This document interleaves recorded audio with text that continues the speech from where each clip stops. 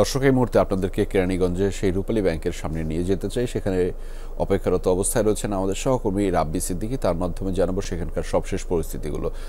রাব্বি, এখন সেখানকার পরিস্থিতি কেমন দেখছেন? সেখানে স্থানীয়দের সাথে নিশ্চয়ই আপনার কথা হয়েছে, তারা কোনো ধরনের উদ্বেগ উৎকণ্ঠার মধ্য দিয়ে যাচ্ছে কিনা, কিংবা কোনো ধরনের নিরাপত্তা ব্যবস্থা, আপনি সেখানকার যে নিরাপত্তা ব্যবস্থা এখন পর্যায়ে এখন রয়েছে সেটি কেমন বা দেখছেন?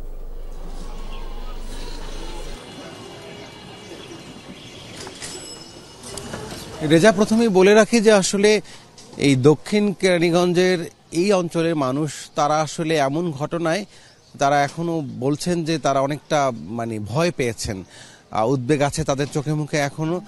কারণ এটি তো রাত নাগাদ কিন্তু জানা গেছে যে আসলে যারা ডাকাতরা ছিল তারা বয়সে খুবই ছোট বা কিশোর, এবং সেই সাথে তারা খেলনা পিস্তল নিয়ে ডাকাতি করতেছিল। কিন্তু সেটি জানার আগ পর্যন্ত পুরো কেরানীগঞ্জে, বিশেষ করে এই অংশ, এই দক্ষিণ অংশের মানুষের চোখে মুখে আতঙ্ক ছিল, এক ধরনের টান টান উত্তেজনার মধ্যে ছিল যে ডাকাতরা অস্ত্রধারী ছিল, তাদের কাছে পিস্তল ছিল, বন্দুক ছিল। আবার অনেকেই এখন বলছেন যে তারা ভেবেছেন, বিশেষ করে আশপাশের দোকানদার যারা, তারা ভেবেছেন যে যদি ডাকাতরা কারো উপরে হামলা করতো বা কাউকে মেরে ফেলতো, বা যেহেতু তারা অস্ত্রধারী ছিল এবং তারা যে বন্দুক নিয়ে পিস্তল নিয়ে ভেতরে ছিল সেটি কিন্তু অনেকেই কিন্তু দেখেছেন বিভিন্নভাবেই, বিভিন্ন ফুটেজে তারা দেখেছেন।